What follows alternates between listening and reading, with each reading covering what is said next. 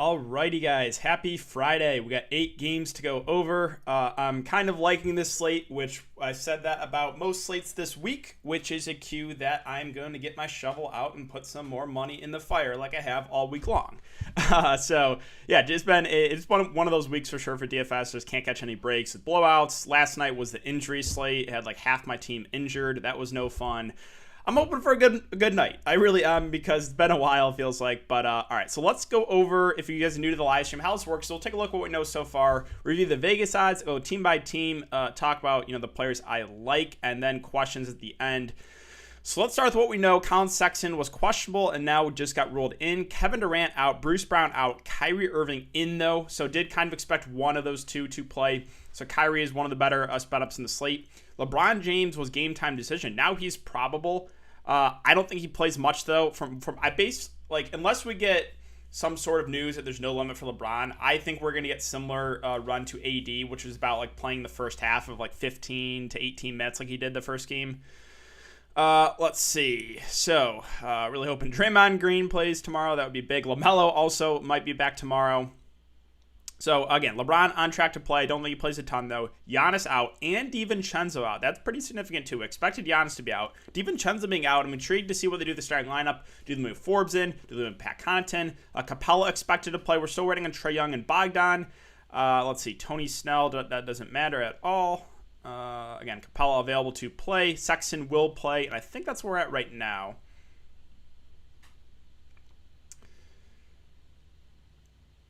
All right, so tonight's the night. Hoping for a good night. Hoping for a good night for sure. Again, with Giannis out, I'm ready to lose more money on Chris Middleton because I will be going there, obviously. And I feel like the last 2 or 3 times Giannis has been out, Chris Middleton has shot like 5% from the field.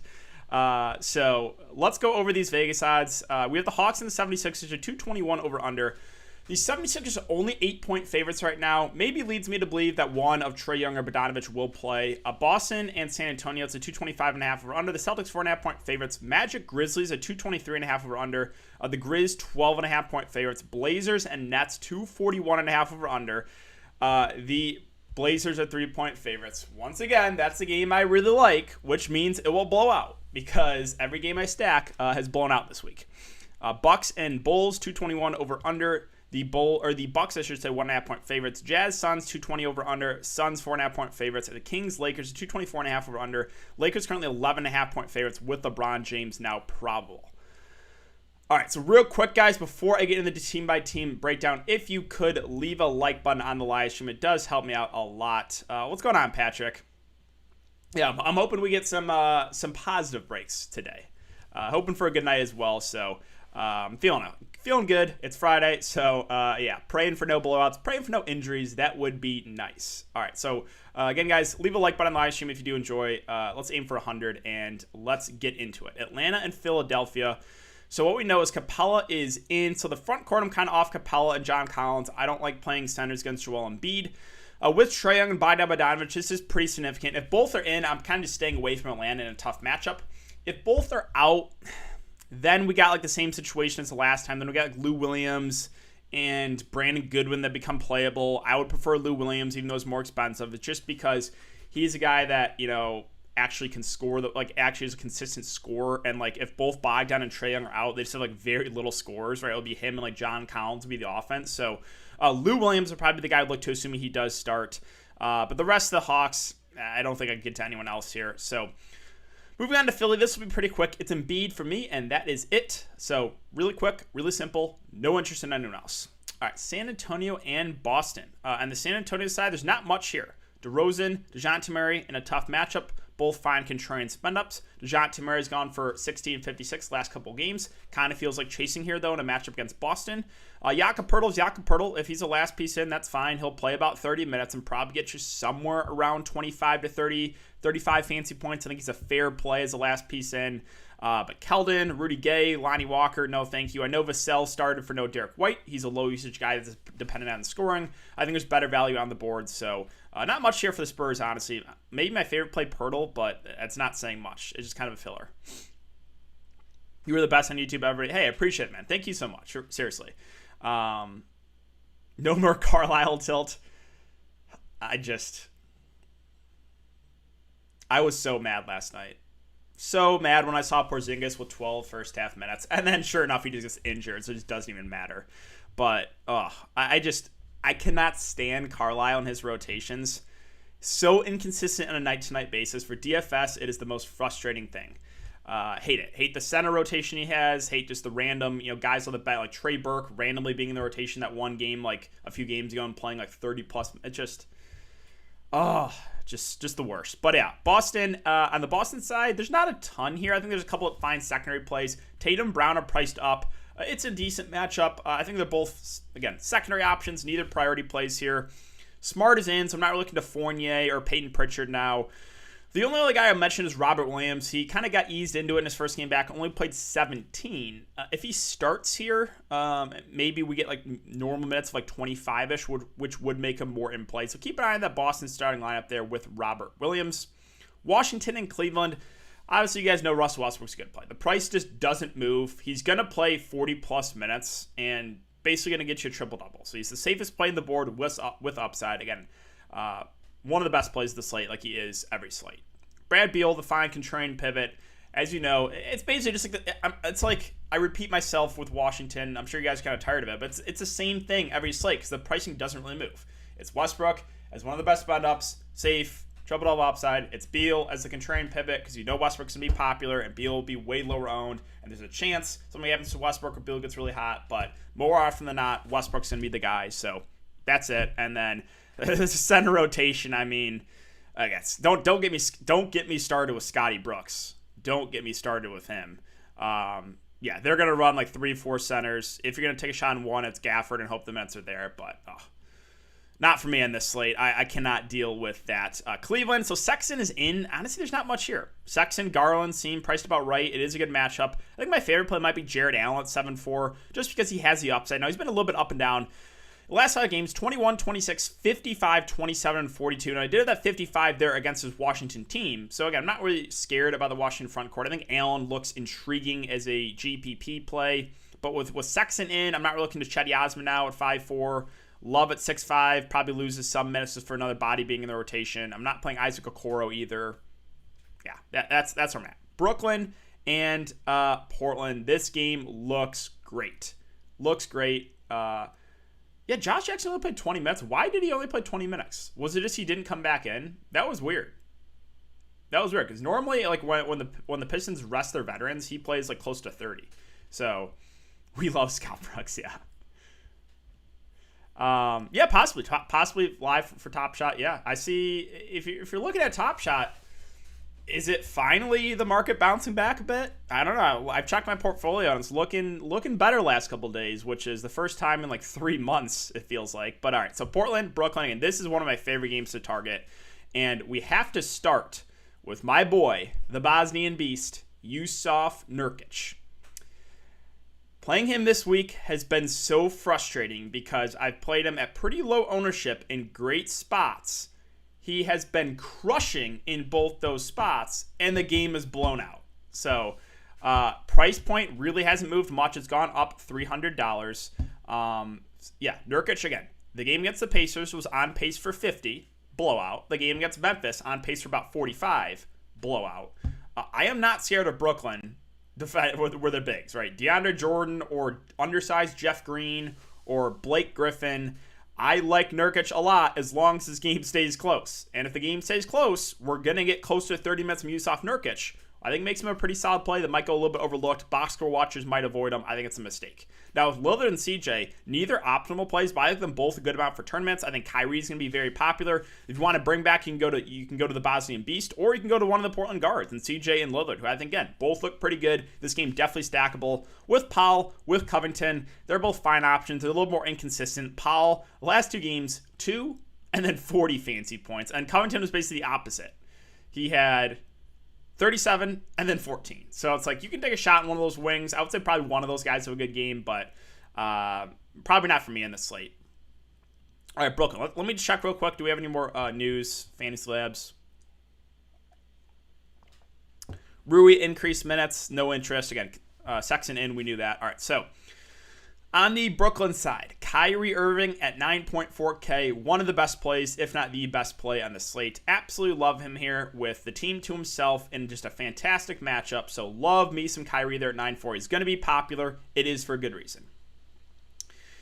Now we got to talk about the rest of the Nets. So Joe Harris, Blake Griffin, a little bit too priced up for me. I'm not going to get to either. But there is some value here. Where do we start? I guess we'll start with DeAndre Jordan. He's got a DNP last game, but this is a big front court against Nurkic, against Kanter. This is a game maybe he has to start. If he does start, I think we get somewhere around 20 to 25 minutes. 20 to 25 minutes, which would make him a fair value play. So keep an eye on that one. Jeff Green at 4.8, I think it's about 30 to 35 minutes. He's been pretty consistent last 4 games in 33, 24, 39, and 32 fantasy points. I think Jeff Green's a perfectly fine value. I also think Landry Shamet's a pretty good value too. A guy I don't really like playing, but minutes, he should get about 30. Price below 4K, I think that's a pretty fair value. Okay, so I'll circle back to Atlanta here in a sec. Let me just finish up Brooklyn. And then, Mike James, he was popular last night in the higher dollar stuff. As I agreed with that ownership. I thought he should have been popular, and he shot 0 of 7 in 25 minutes. I'm not really looking to him, though, with Kyrie in, which means he'll have a good game. And him and Tyler Johnson can take a little bit of a backseat there with Kyrie in. And the last guy I would talk about is Alize. I actually don't even know how to pronounce his first name. Alize Johnson. He played 32 minutes and had a 20-20 game. My concern with him is, he was out of the rotation for, a week. And, he was, barely playing in these games. So how many minutes does he get? I'm not sure. I think he could play anywhere from, I would say he's for sure going to play tonight after playing that well.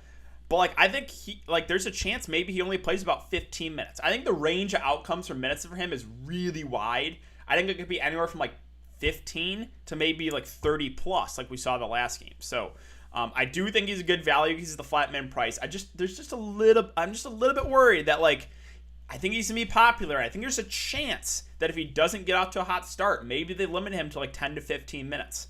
That is a concern there.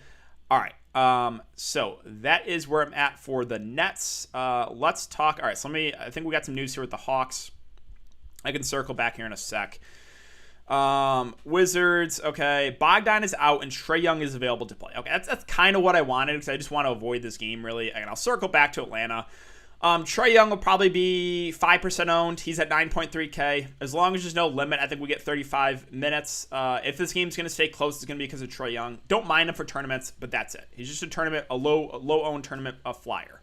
Magic, Grizzlies. Oh, this game is just kind of makes me want to puke. On the Magic side, Ross, doubtful. Okeke, Carter Jr., Porter Jr. out. Cole Anthony, a little bit too pricey for me. Sentiments will be split between Carter Jr. and Mo Bamba. No thank you in either. Ennis, assuming he's limited again, don't really have a ton of interest there. There's only a couple guys I think are viable here. It's Gary Harris and Dwayne Bacon. I don't like playing either of these guys. Gary Harris had a big game last game. It kind of feels like chasing, but he has played 32, 35, and 34 minutes the last 3 games. Memphis is not a great defensive team, so Gary Harris is playable for value. And then Dwayne Bacon, assuming he starts, I think is in play. Either way, he's played 32, 37, and 31 minutes. A guy that can score the ball, but is very reliant on the scoring. So, unfortunately, Bacon and Gary Harris are in play in the slate, but that's really, I don't think I'm going to get to anyone else. On the Memphis side, there's not much here, to be honest. I think Ja and JV as contrarian spend-ups are fine. Grayson Allen is doubtful. Keep an eye on who they end up starting, but they still have so many guys they can use. I don't know, Melton, Bane, maybe one of those guys start. If they do start, then they're playable value. Bane's at 3.2, Melton's at 3.9. But again, Memphis is still going to run a pretty deep rotation, so that is the worry with those guards. All right, so Milwaukee and Chicago, Giannis Antetokounmpo out. Also, Dante DiVincenzo out. So I'm curious to see what they do with the starting lineup here. Either way, Middleton, Drew Holiday, 2 of the best plays of the slate. I will mention, though, Chris Middleton, the last, I think, 2 or 3 times Giannis has been out, he has literally shot so bad. No joke, 15, 20% from the field. It's been that bad. But, yeah, him and Drew Holiday just get a massive usage bump when Giannis is off the court. Both are going to play about 35-plus minutes. It's a good matchup. Love them both. Definitely think you can play both together. Bobby Portis at 5.5. Keep an eye on the starting lineup. If he does start, I think we'll get somewhere around 25 to 30 minutes, which would make him one of the better plays of the slate. If he comes off the bench, then he's a little riskier, but still would have some interest. With DiVincenzo out, and he wasn't playing massive minutes. He was getting, 25 to 30. But those minutes do have to go somewhere. I think it'll be a combination of like Pat Connaughton, Bryn Forbes, maybe PJ Tucker gets some run. Jeff Teague might get a little bit of run. If Pat Connaughton starts, I could see going to him at 3-6. I think we'd probably get about mid-20s minutes from him, which would make him a playable value. It's just like the Milwaukee value is just so, like, I just don't trust these guys. Bryn Forbes had 30 real-life points. Again, he's got to hit his shots. He is the flat min price, so if he starts, you can go there. I mean, you guys know my thoughts on PJ Tucker. He'll play big minutes. He'll probably play like 30 minutes tonight and go for like 12 fancy points. So, yeah, not a ton else there for Milwaukee. All right, on the Chicago side, it's Vooch as a contrarian spend up. I don't think he's an optimal play, but the nice bring back, right? We know Milwaukee's going to be popular, so Vooch, I think, is the good bring back. Should play about 35 minutes. I'm not scared of Brook Lopez on the defensive end, so Vooch, I think, is a decent contrarian GBP play. Also, as I mentioned, Kobe White. Again, if you want a full game stack this, I get it. 38, 36, 35 minutes the last 3 games. We just saw Milwaukee be in a shootout last game. So Milwaukee, even though they're a good team, they play a little fast. White, Vooch, I think are good GBP plays. The rest of the Bulls, I'll mention one more guy, and that being Thad Young. It's because of minutes recently trending up 22, 26, 29. If he's going to get about 25 minutes at this 5.1K price, I think he's a pretty fair play. A guy that can stuff the stat sheet. So it's Vooch, it's White, it's Thad Young. Garrett Temple will play big minutes, but it's Garrett Temple. Again, like, you can play him, but I don't know if I can stomach that. Utah and Phoenix, Mitchell, Conley, both out. Royce O'Neal, questionable. We'll start with Gobert, secondary option for me. Again, doesn't really get a big bump with those guards off the court. Clarkson and Ingles, I think, are firmly in play here. Ingles more of the cash game play. He'll play more of the point guard. In a close game, we probably get about 35 minutes from him. Even though it's a bad matchup, I think he's fair. And Jordan Clarkson is also a fair play off the bench, GPP only, though, because he's more reliant on the scoring. We'll get a ton of shot attempts up. Again, Bojan, also very reliant on the scoring. I don't love playing him. Royce O'Neal, if he plays, it feels a little bit pricey. If he's out, that's more minutes to go around. I think Niang at 3-4. So Niang actually started the last game and played 26 minutes, and the game blew out. I think we probably get close to 30 minutes, assuming he starts. And if Royce O'Neal's out, that's one less body in this rotation. I think Niang is actually my favorite play on the Jazz. It's weird to say, but I'm pretty high on Niang as a value play. And then, like, I just don't even know what they're going to do for rotation if Royce O'Neal's out. Like, it's going to be Gobert, Clarkson, Ingles, Bojan, and Niang. But, like, and Favors will play a little bit at the back of 5. Does, like, Ilya Silva play some at the 4? I don't know. Like, or they just, like, dust off some of these. Just, I don't even know who these guys are. Again, Forrest, like, Morgan, Elijah. Like, no, I'm not getting to them. I'm curious to see what they do with the rotation. So, on the Phoenix side, I'll make this really simple. There's basically no one. Crowder, Sarge, both questionable. I'm just not dealing with the Cam Johnson, Torrey Craig headache. Booker, Paul, Ayton in a tough matchup. Just seem priced accordingly. There's just not much here. Finally, Sacramento and the Lakers. So this game has some increased chance of blowing out with LeBron James in. Halliburton at 7-4. If they're going to keep this game close, it's probably because of Halliburton. Should play about 35 minutes in a close game. I think it's a fair contrarian play. He'll also in play, but would rather get to Halliburton. Does more of the peripheral stats. Holmes, if there's no limit, again, you can go there in GPPs against a big front court. Marvin Bagley is projected to be in. Now, it was a hand injury, right? So, I don't know if they limit him. We'll see. Keep an eye on this one. If, like, Marvin Bagley starts and there is no minutes limit for Marvin Bagley, I actually think he's one of the better value plays on the board because they're probably going to need his size against this LA Lakers team. And if there's no limit, we probably get about 30 minutes at 4-7 with a depleted Kings team.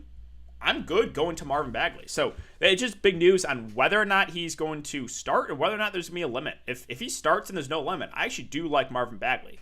And that kind of hurts the value. Again, like, I don't know if I can deal with the headache of Mo Harkless, of Terrence Davis, of Metu. Like, Metu started and played big minutes the last game, but those minutes should go down with Bagley in. So not a ton else here. On the Lakers side, so really big surprise, LeBron James is in. I don't expect him to play big minutes, though. So I'm not going to get to LeBron. And that kind of just takes everyone out of play for me with LeBron James in. Like AD, Drummond front court. I'm probably not going to mess with that with LeBron in, even though it's a good matchup. Schroeder, Kuzma priced up.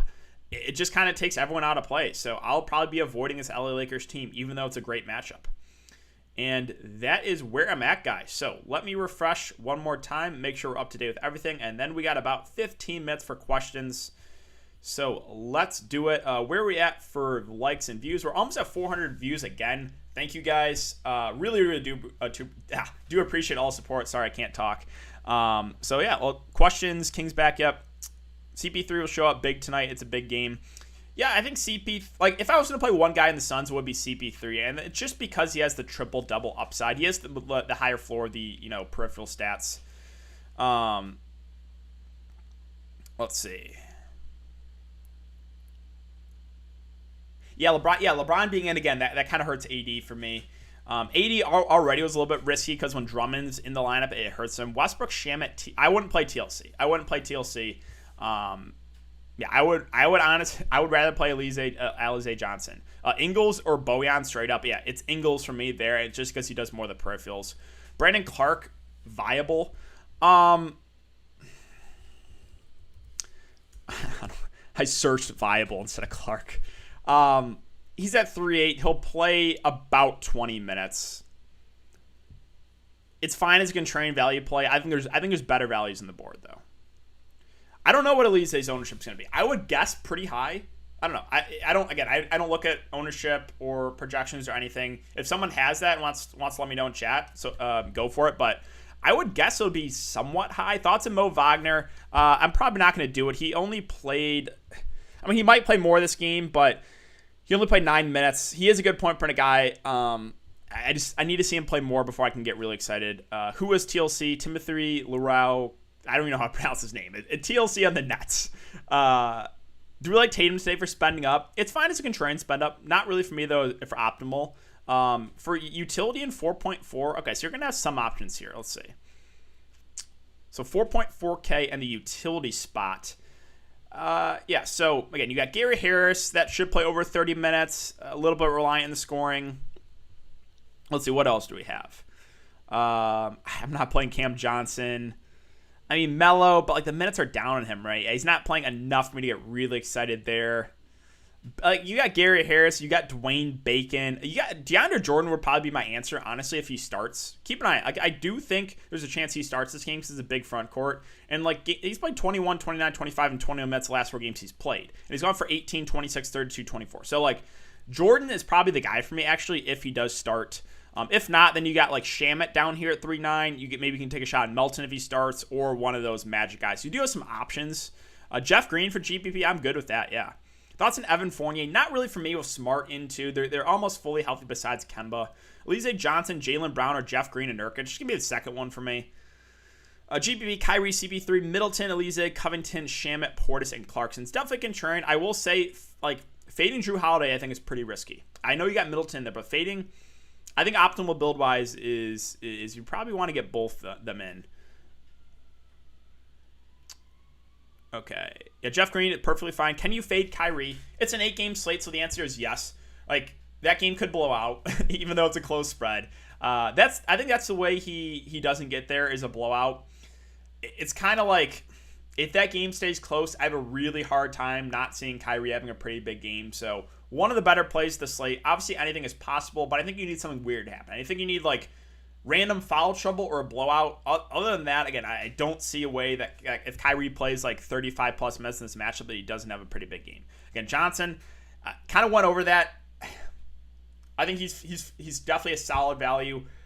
I think the minutes range is pretty wide for him. I'm not convinced he's going to play 30 again. I think there's a chance he doesn't play a ton if he doesn't get off to a good start, maybe only 15-ish minutes.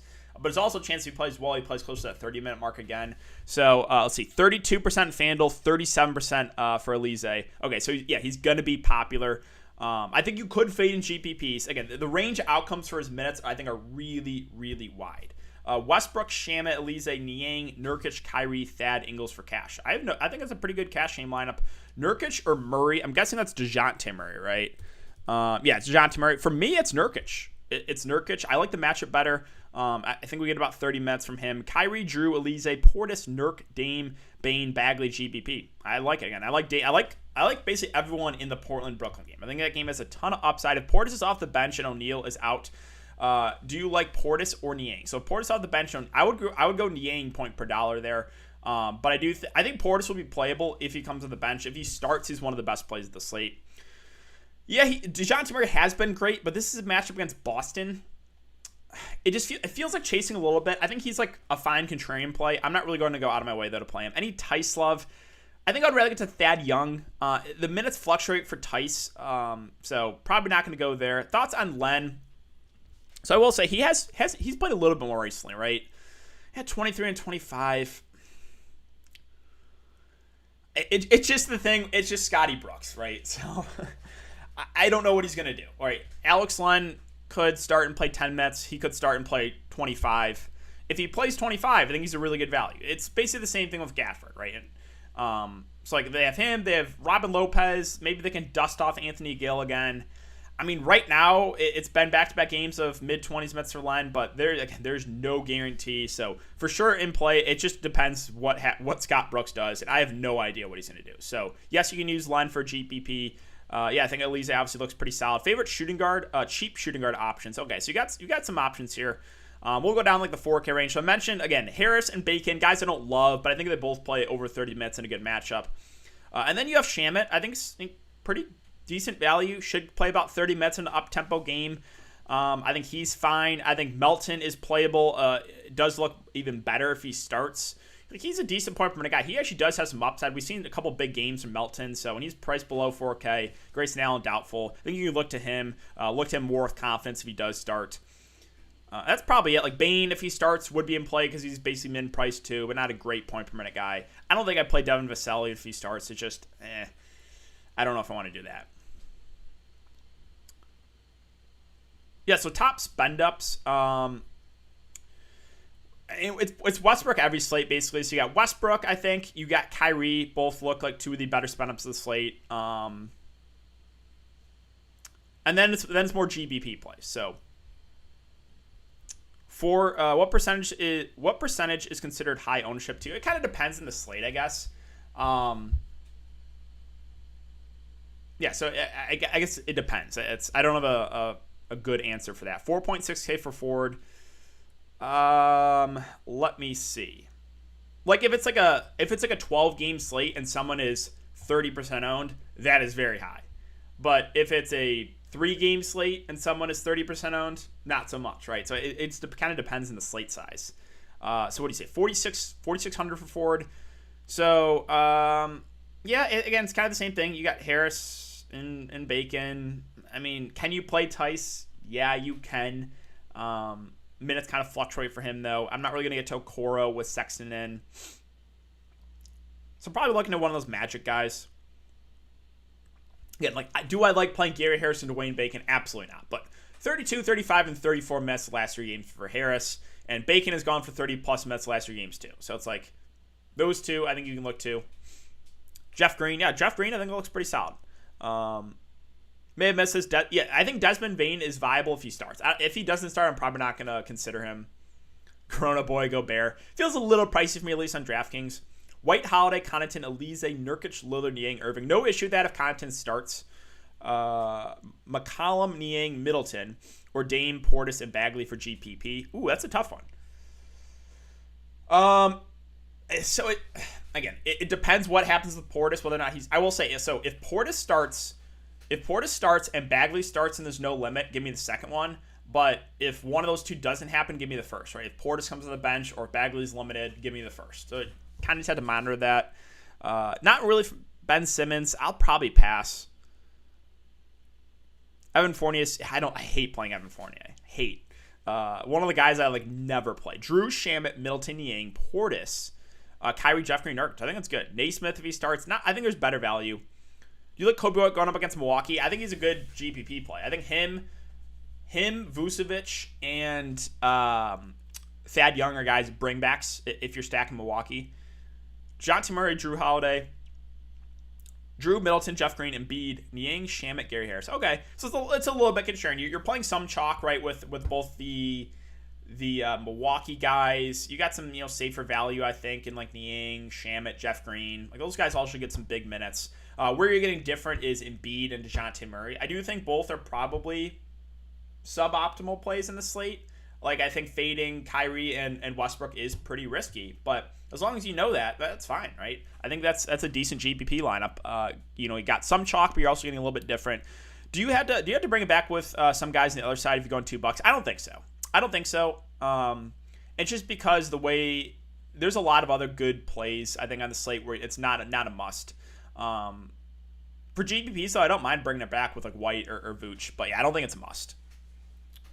Norman Powell, last piece in. And again, he's playable. He's just got to hit his shots. I don't like playing guys like that, but yes, you can go there. So you said 4,600 for utility. Yeah, it's basically the same situation, right? Because I don't really want to play.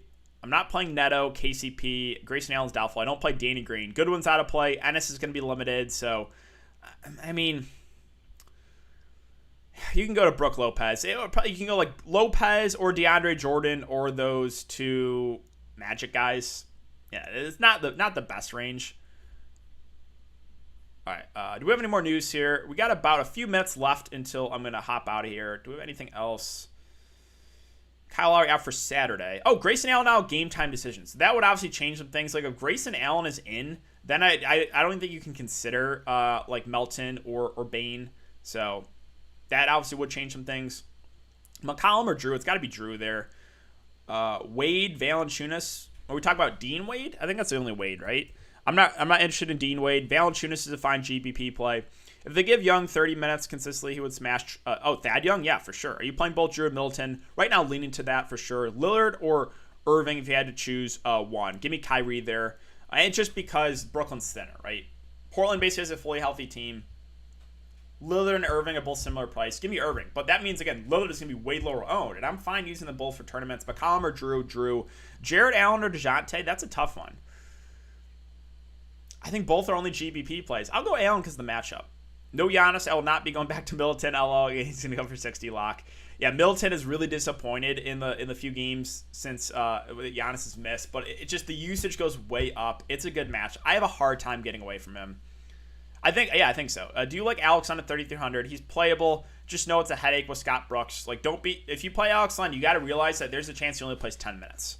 So it's a high risk, high reward play. Westbrook or Kyrie, if price doesn't matter. Price doesn't matter, it's Westbrook. But taking price in consideration, I think Kyrie looks a little bit better on DraftKings. Drew or Middleton, both. Both. I guess if I had to pick one, Drew, since Middleton's been bad last couple games, Giannis has been out. Westbrook because of peripherals and double doubles. Yeah. 8,400 for utility for cash. So it's gonna be one of the Milwaukee guys. I'm not sure if you have Drew or Middleton, but I would say one of those two guys. Game stack Portland, Brooklyn. I'm good with that, which means it'll blow out. Best play under 9,300. Let's see. 93. So Kyrie's 94. 93. Depends what you're playing. Like for cash games, there's really nothing here in the cash game range until you get to the Milwaukee guys. For GPPs, it's Lillard. So yeah, cash games, there's no one. GPPs is Lillard. What's going on, man? Mikal Bridges for cheap. Not for me. I think it was better value. Gary Harris good pickup without a Cookie. Yeah, I think with Chumo Kiki out, I think Gary Harris and Dwayne Bacon both play over 30 minutes. They're not fun rosters, but they're cheap on a slate that kind of lacks some value, so that's why they're in play. Also, this are GBP, Cash, Kyrie, Drew, Milton, Portis, Nurkic, Shamet, Niang, Green. I think that looks really solid. Yeah, I think you got the right idea there.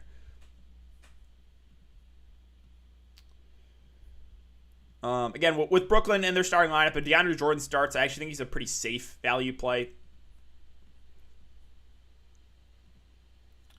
All right, one more question, guys, and then I will call it. I appreciate everyone coming to check out the stream. Again, we hit almost 400 viewers for a Friday. Ross, yeah, I don't expect Terrence Ross to play. Might just take a shot on Dame. I think Dame's a good GPP play. He'll be low owned, right? Because you got Kyrie and you've got Westbrook on the slate. So like, Dame is going to come in at low ownership, and obviously you have Drew Middleton. So like, you got the chalk you kind of know what the chalk build's going to be. Dame's going to be low owned. If the game stays close, we haven't seen a big game from Dame in a while, but maybe it's tonight. What's the difference between GPP and cash games? So cash games are just like 50-50s double ups where you're trying to beat half the field. So ownership doesn't matter at all, right? Ownership doesn't matter. You just want to build the optimal lineup. You just want to build the lineup that is very safe, high floor lineup that just wants to beat half the field. Now for GPPs, that's where ownership matters. It's about usually about 15% of the field cash with very top heavy payout structure. So you're wanting to get to the very top, like the top 1%, and that's where ownership matters, right? If you have similar plays. And one is going to be 50% owned and one's going to be 10% owned. Obviously, you want to go to the lower owned guy to give you the edge over the field. So, yeah. All right, guys. Yeah, I'm going to call it on that talk with the chat. But thank you guys for coming to check out the stream. Really do appreciate it. Enjoy the rest of your Friday. Keep an eye on the news. And I'll be back here tomorrow to break down the slate live again. So I will see you guys all then.